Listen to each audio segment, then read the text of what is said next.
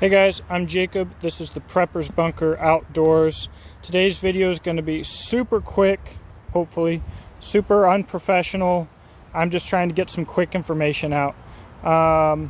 If you like this video, give it a thumbs down, argue with someone in the comment section below, and check out the description box, see how you can support this channel. I've got affiliate links with Brownells, Palmetto State Armory, and Primary Arms. I have a Patreon, as well as my business, Beach and Tactical, and Exodus Knife and Tool. That's a Beach and Tactical speed sling there. But the topic of the day is handguards, and we're going to just talk about what we're going to call a generic handguard. I really don't know who makes them. I really don't know, whatever, but we're all familiar with them. They come on freaking everything. We're going to compare that with the Magpul Moe and the Magpul Moe Sl.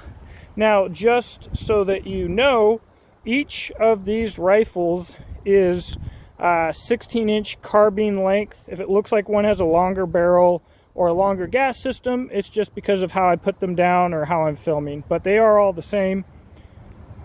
So we're going to start at the top here. I could almost say that all of us start with an AR looking something like this. That's an F-marked fixed front sight post. And you've probably also seen YouTube videos where Iraq veteran 8888 or somebody else catches one of these on fire.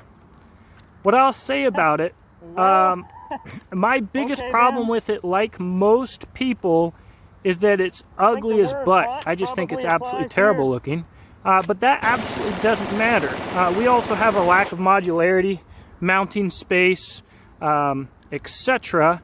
But shooting them, the heat dissipation's decent. There is heat shields in here. It does vent heat up. So if you're not catching them on fire, it's really not bad. My real problem with this handguard is it's wide, and the shape of it is widest at the back, narrowest at the front. So although it's not very long, it kind of makes your hand want to ride forward, and then boom, you're out of handguard. And if you're in a fight, you could easily get your hand right up on the gas block, which is singy, if you didn't know. I think it's a poor design. They're obviously cheap. They come on everything. What I will say is that if you are going dollar for dollar purely for practicality, it is not really worth upgrading until you have your full loadout. Have at least 7 mags, have a kit to put those mags in, have a rifle sling, have an optic, have a rear sight, get some training, have a bunch of ammo put away, and then replace your handguard. However, being that it is a generic handguard, Magpul here has given us some excellent affordable options if you just want something a little nicer but don't necessarily want a free float. By the way, I've got a few videos about free floating rails, and they will be up here or maybe there. So these are only about 30 bucks, the Magpul Moe and Magpul Moe Sl. That price they might find them a little cheaper, they might get a little more expensive, I don't know. I would think they're about $30. That's what I've just paid. And to start with the Moe, I think that ergonomically, it's far superior to the generic handguard. The shape of it does not push your hand forwards.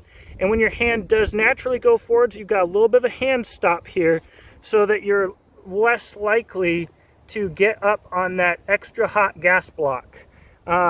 And you have the added modularity of Moe rails. So many people say that you need to go free float so that you can mount your gear on your handrail, and that's clearly not the case here. We have basically all the modularity that you would have with a quad rail. We have Moe on the bottom as well for bipods or whatever. Don't get a laser, and don't come on this channel being a FUD talking about doggone lasers because you think they look cool. Alright, and then Magpul has another option here at about the same price, and this is the Magpul Moe Sl.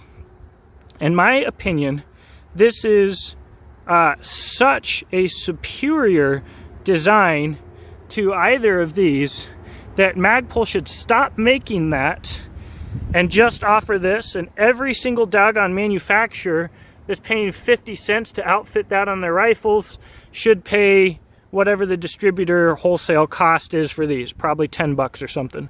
Again, retails right around 30.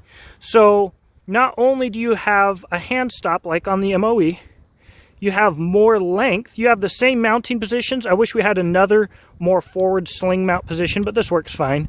But you have the same mounting positions as the Moe, but the rail is physically thinner. I just did fighting rifle with this particular rifle. It did great. It's a Palmetto State Armory PA-15. The only thing that's done to it is it's got a primary arm Cyclops on it, but essentially this is a run-to-the-mill bone stock Palmetto State Armory gun. It did phenomenally in the class, and this handrail is absolutely awesome.